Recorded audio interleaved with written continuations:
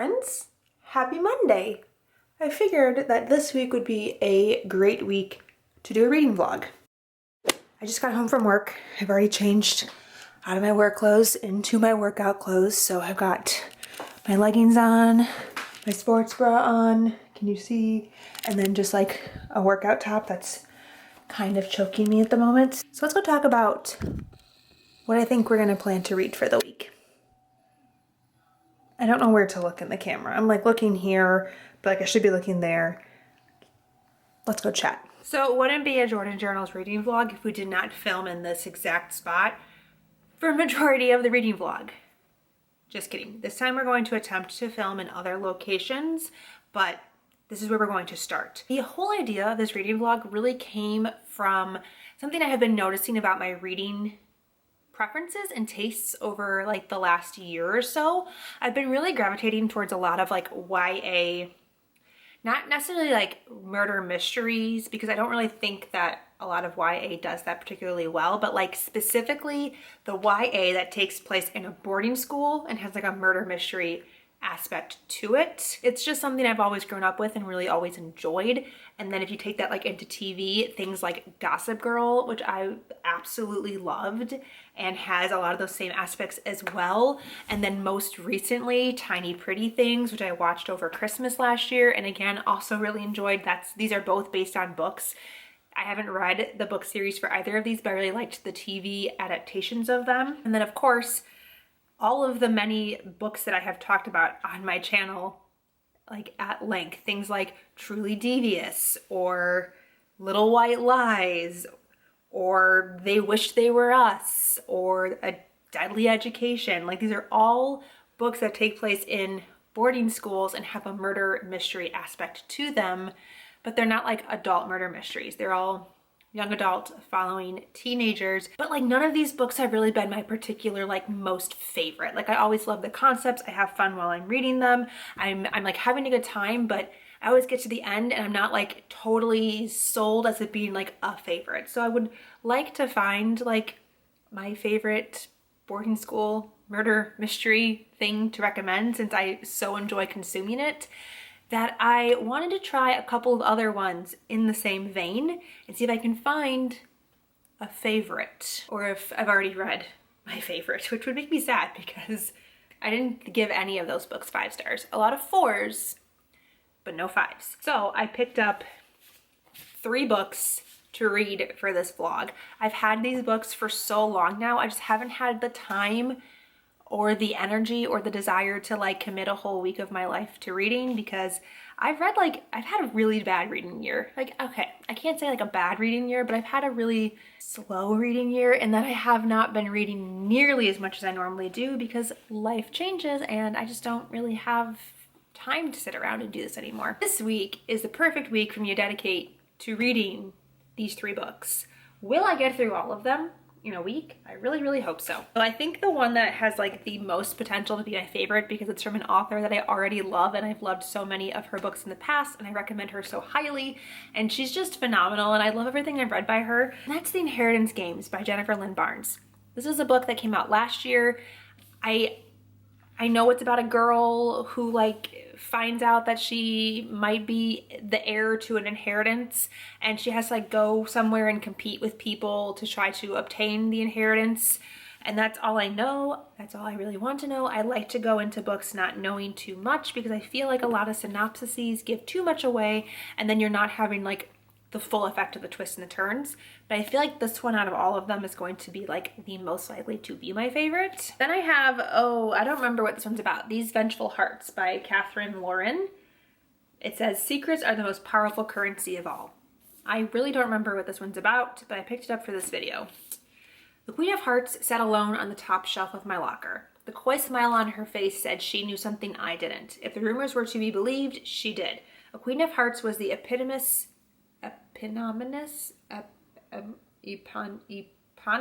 calling card of the Red Court's leader, and its presence could mean only one thing: my invitation had finally come. All right, this sounds like I'm hopefully gonna really enjoy it. Sounds like there's a game involved. She gets invited to go compete in this like prestigious game with like this secret society at this boarding school. I'm assuming it's a boarding school. Normal public schools don't really have these kinds of things happening at them. Anyone can ask the Red Court for a favor, but every request comes at a cost. And once the deed is done, you're forever in their debt. I'm sold. I'm intrigued. I can't wait to read it. And the last one I have is People Like Us by Dana Melly. Dana Melly. And again, I don't remember what this one's about, but there's prep school uniforms on the cover, and there's 4 of them, and one of them is slightly different. People know us, people fear us. They sure do. Dear Kay, I regret to inform you that certain unsavory activities in your past have come to my attention, and your eligibility for winning an athletic scholarship is at risk. I myself will be unable to attend college, so you have my sincerest sympathy. Therefore, if you agree to help me complete my final project, I may be able to overlook your transgressions. Click on the link at the bottom of this email and follow my instructions. When you have completed each task, a name will disappear from the class roster. If you fail to complete any task within 24 hours, a link to the website along with proof of your crime will be sent to your parents, the police, and every student at Bates Academy. If you succeed, no one will ever find out what you did. Most cordially yours, Jessica Lane. P.S. At the risk of sounding cliche, talking to the police will not go over well for you, Kay. It never has it? Is this a teacher talking to her, or is this another student? Why is she unable to attend college? Why does she care if... Okay. I'm intrigued. What book should I read first? My gut instinct says like this one because it's probably gonna be my favorite. I feel like this one it might be my least favorite just because I've heard the least about this on the interwebs in general. And this one just like totally caught my attention because of the back of this. So where do I start? This one is calling to me. I think I'm gonna start with this one.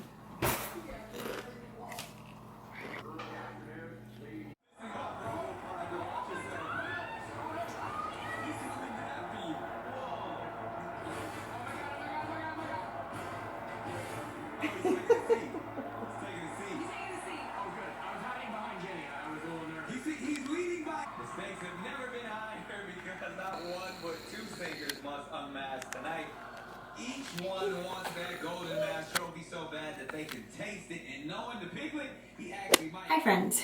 So it's been a little while since I updated you guys, and I'm about to apply a hair mask to my hair. So I thought I could tell you a little bit about People Like Us, because I am now 83 pages into this book. I'm out of breath. I just ran up 2 flights of stairs.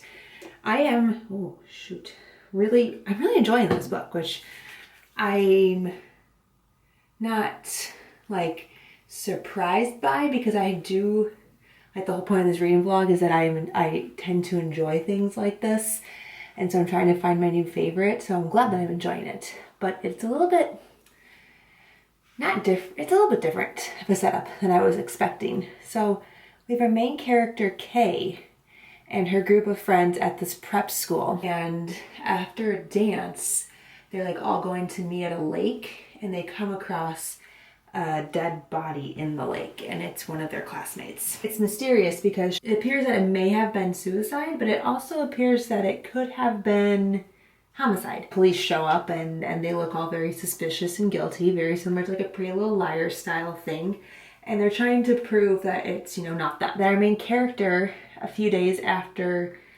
this classmate is found dead, gets an email from the dead classmate, who was like really into coding. It directs her to different classmates of hers, and she has to like sabotage her classmates. If she doesn't, then something is going to get leaked about her. So far we've confronted the first friend that was given, and I don't feel like it went very well. And she's also got some kind of like suspicious past with her hometown, because like they all are staying at this boarding school. The ex-boyfriend's looking shady. The dead girl's ex-boyfriend looking shady. Everyone's looking shady, and we're only 80 pages in. But I'm enjoying it so far. It's definitely giving me like Pretty Little Liar vibes for sure. Like more than any of the other things that I mentioned earlier in this vlog. I'm not reading as quickly as I would have liked, but it is 10 o'clock and I'm falling asleep while reading, so that means it's my bedtime. So.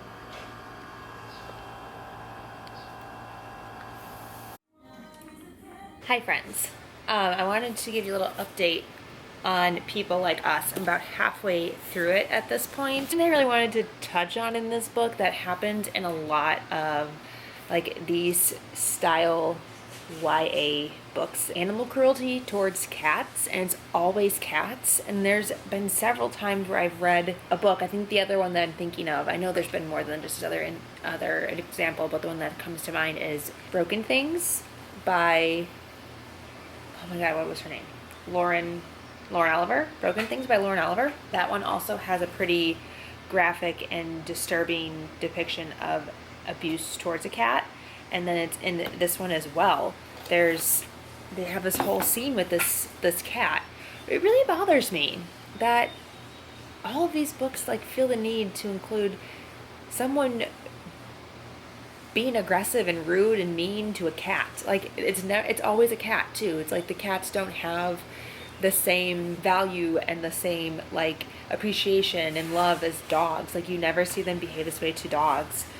It's always a cat. It just really bothers me because the fact that authors continually think that it's okay to do that and that cats' lives are somehow less valued and it's okay to continuously put wrongful cat deaths in books really bothers me. And it's always in books like this. There's always a scene of a cat being murdered, and it just really pisses me off, and I really don't like it. And I was really enjoying this book up until that point. Like I'm still enjoying it, but the fact that it did that and that it went there just feels like such a cheap plot device. Like there's something else that we could do. Like there's nothing else you could think of to replace this cat's murder, like heinous murder. So it's definitely going to get docked for that. I was really displeased to see that, and it made me sad to read. Again, I want to touch on that because I feel like these books so often have scenes like that and nobody talks about it, and like nobody seems to bat an eye when it's a cat. But if it's a dog, like you would never see a book like this with a dog murder in it, like you wouldn't see it. Aside from that, I am still enjoying this. I'm about, like I said, halfway through. I'm reading it slower than I anticipated, but I'm still enjoying it, and there's like a lot of story left. Concerning, I think, because we're already like pretty deep into what's happening, and this makes me worried for like what's still to come. Hopefully none of the other books that I read in this vlog has the death of a cat, because I'm gonna be upset if they do. Also, after one too many seltzers last night, I started breaking branches over my knee to make them smaller for a bonfire, and I just would not recommend. Also fell off of a porch step and scraped my ankle. Does that mean it's a good night? Don't know. Then today, I burnt the back of my legs. Wow, I'm just thriving. Living and thriving. Wouldn't you agree, Rufy? We all just living, thriving, living our best lives? All right, so we're back with another update for People Like Us. This book could be like 100 pages shorter than it is. I feel like I have like maybe 50 pages left, and I feel like it could be over by now because there's this really weird section towards like the latter half of the novel where our main character goes home for Thanksgiving with another character. So it's a character that she's befriended throughout the novel. They don't start off the book as friends. It's really bizarre familial dynamic and drama things happening. It just feels very out of place for the rest of the book. I have a feeling, like based on where we're going with the end, that it's going to be crucial for the developments of the characters in relation to like who is finally and ultimately revealed as the murderer.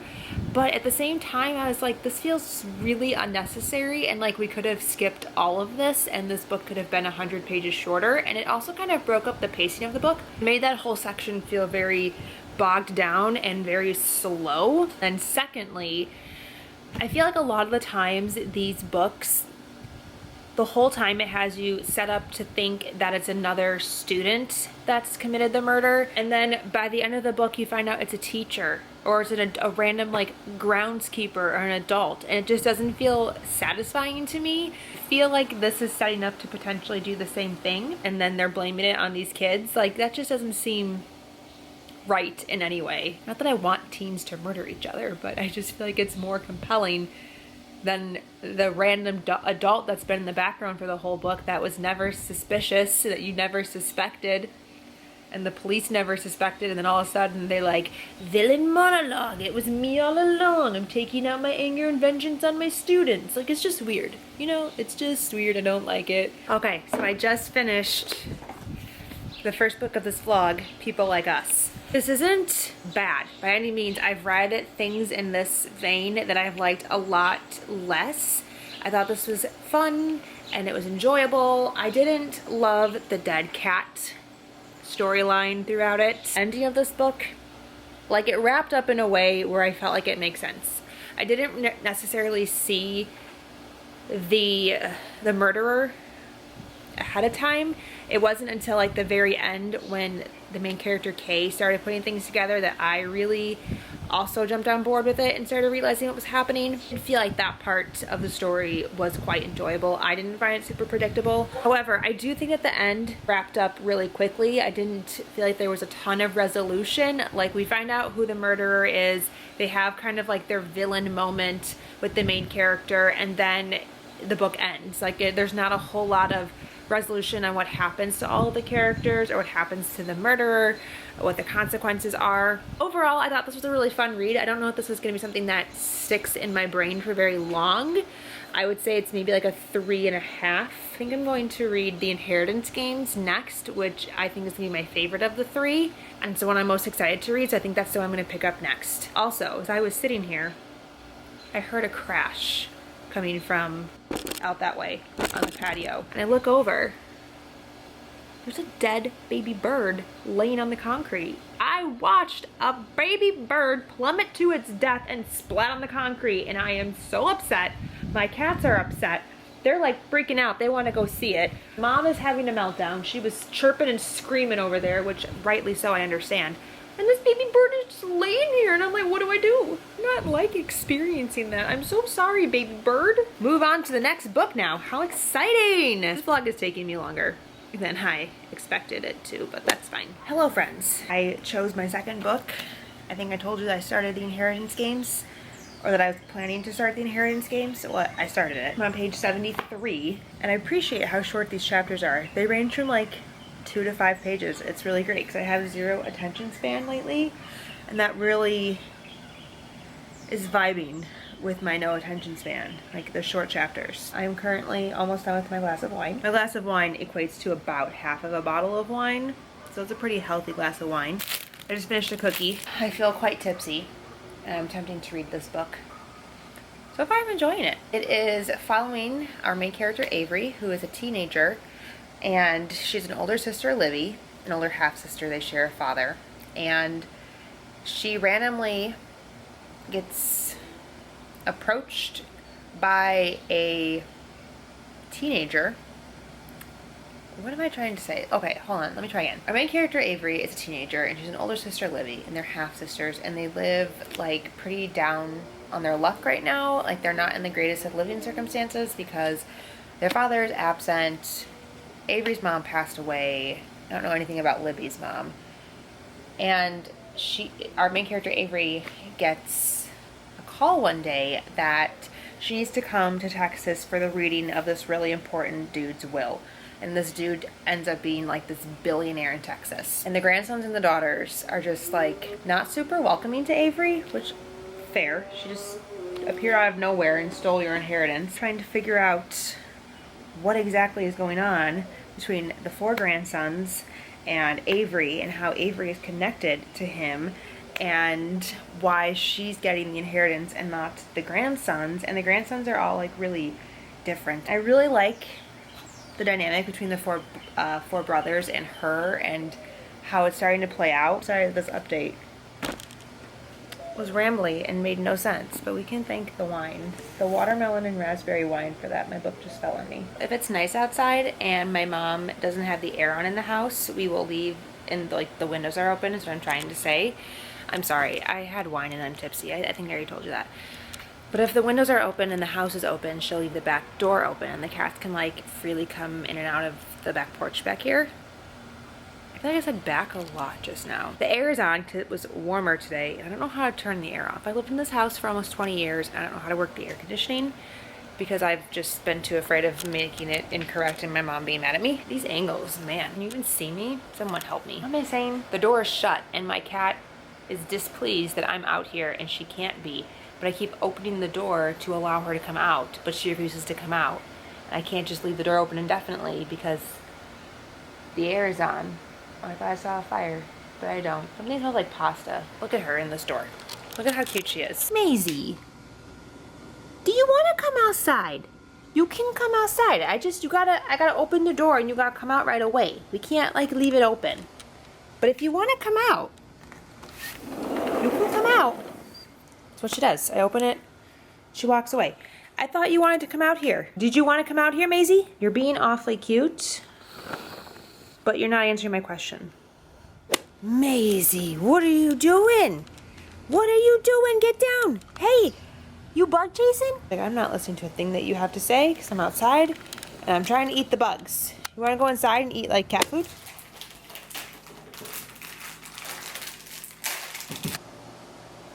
Hi friends, long time no see. The whole concept of this vlog is just wildly amusing to me. I kind of forgot that I was doing this vlog. This is me from the way future. I think I initially started this vlog in May and it's October. It is Halloween is next weekend. That's really funny. I don't know what happened with this vlog. I kind of forgot that I was filming it. I found it on my memory card one day when I was like gathering clips for something else, and I am in the process of now reading the third book that I talked about in that initial clip that I was like, do I finish the vlog? Like, is this the moment where I finish the vlog? I think it is. I had to edit the vlog and I talked pretty in depth about the first book that I read. I didn't talk about the second book like at all, so we'll have to circle back and I'll have to tell you my thoughts on the second book, which was The Inheritance Games. But now I'm reading These Vengeful Hearts by Catherine Lauren, and I'm like 100 pages into this book and I figured now is the time for me. Can I set my camera on the couch? Is that fine? I know I'd like this in the way, but I don't want to hold it. Now is the time to complete this vlog and my glasses. I went to the eye doctor in August. This was such a saga. Got my glasses like upgraded with my new prescription and I haven't worn them since they came in because I can't see out of them because I think they're over prescribing me because everything is very like wavy and like I can't see and there's like two of things and I don't know. He kept telling me just to like try them out and maybe, and you know, your eyes will adjust. You just have to give them a chance. The prescription's quite different from your other one. I can't see out of them. Like I would never drive a car. Like I feel like I'm looking through drunk eyes. I would never drive a car with these. So I've not been wearing them. Glasses are expensive. So I think I had to go back to that doctor again for like probably the 6th time this year. That is very irrelevant to the story I was going to tell you about. Now I can't see absolutely anything. These Vengeful Hearts by Catherine Lauren. This is the third book, like I mentioned, for this reading vlog. And I did get one piece of this incorrect when I was choosing this as an option for this vlog. I was specifically looking for books that took place in boarding schools that had like a murder mystery element to them and like a secret society kind of thing, of which this does have secret society. There is like not a murder mystery so much as there is just like a mystery. Like our main character, Ember, her older sister, April, was in a tragic accident a couple of years ago that took place at the school. And after the accident, things kind of started to come out that it was she was a victim of this secret society at the school called the Red Court. The Red Court like takes favors and makes things happen at the school, like big things, you know, like they rig homecoming elections, they humiliate people, they break up people, like they do things. So our main character, Ember, is trying to join the Red Court in order to take them down from the inside as like a vengeance for her sister. So there's not actually a death in this book, and there's not actually like a boarding school. It takes place at a normal high school in a normal town, which is fine. I wanted to preface this by saying if you're looking for like specifically like a murder mystery, like someone is dead, and if you're looking specifically for like a boarding school, this is not quite that. However, I am enjoying it. Like I mentioned, about 100 pages in, and it's just fascinating to me that like high school kids would have this much power or dedicate this much time to something like this. I mean, I don't know why that surprises me because we've had so many things with student bodies behaving this way, like Gossip Girl. Gossip Girl held so much power in that series and was able to make so many big things happen. And it's just a high school student with like a very well-connected web of resources, which is what I'm assuming is going to happen in this book. Not far enough into it to really have any thoughts or feelings. Our main character, Ember, pretty torn up about the situation that her older sister is in, who seems to be much more like at peace with it than Ember is. So it's a little strange when they're interacting because the older sister is relatively moved on and like okay as a result of this accident happening to her and has kind of accepted her life as it is, and her younger sister Ember is like, no, we must murder all the bad people. I don't know if she's gonna murder them, but like she wants to take them down. It's a quick and easy thing to read, so I feel like I have a good chance of finishing this in a few days, which is funny because that's what I said at the beginning of this vlog. I had to show you guys this clip because it's wildly funny. Dedicate to reading these 3 books. Will I get through all of them in a week? I really, really hope so. LOL. All right, guys, I finally finished These Vengeful Hearts by Catherine Lauren. I think I initially said I was reading this like back in October. This video is officially completed. I initially wanted to do this within the span of a week and like do a couple of these throughout the year, but this took me 7 months to complete, from May until December. So I was not successful. I was unsuccessful at the time frame of this video, but I did complete it. So here we are to discuss this concept. So like I said, I just finished These Vengeful Hearts by Catherine Lauren, and I really think I should have DNF'd this book, but I was really like gung-ho and committed to finishing it for this video because I wanted to have like a full fleshed out video completed and everything, but I think I should have just DNF'd this. It wasn't super compelling. It wasn't super interesting. It wasn't really a whole lot of anything really. It was fine. It wasn't bad, but it was just fine. It wasn't as compelling as I would have liked, and that's kind of the general theme of all of these, is that they weren't as compelling as I would have liked. So to answer the question of do I like this thing that I think I like, I don't think I do. So I really thought that I liked specifically private schools, but I think only one, like none of these take place in a private school, so let's ignore that that was something that I thought all these books had. But I really thought I liked teenagers, high schoolers, joining secret societies and like trying to take people down, and that idea I thought I really enjoyed. I don't think I really enjoy it in the YA setting because none of them really give me everything that I want. Like they're just too watered down. They're not as dramatic as I want them to be. This is the exception. This one I really enjoyed. But these two, I'm like, man, there could have been so much more. I wanted so much more, and I feel like they wrapped up really nicely. It was a little too convenient. The reveals weren't really all that like shocking, and this one had the dead cat scene in it. It's the only one of the 3 that had a cat issue, so like praise these 2 for not doing that. This one though, I really, really enjoyed, and it doesn't surprise me because it's Jennifer Lynn Barnes, which is an author I've read before. I've enjoyed everything that I've read from her. I knew what I was going into, so I was like, is this just a Jennifer Lynn Barnes thing that I like, or is it like a thing that I like? I think it's just a Jennifer Lynn Barnes thing that I like. So I will continue to pick up Jennifer Lynn Barnes's books that are YA murder mystery thriller or whatever, because I feel like she does them really well, and she does like a really good balance of it being YA but still being engaging and intriguing and fun to read, whereas the other books that I've picked up like this just don't do that for me. And there's been others in the past that I've picked up from other authors that I just end up not loving because I'm always comparing them to Jennifer Lynn Barnes's books, and I'm just like was thinking maybe it's just a her thing, and I really think it was just a her thing. This one I really enjoyed. It's about this girl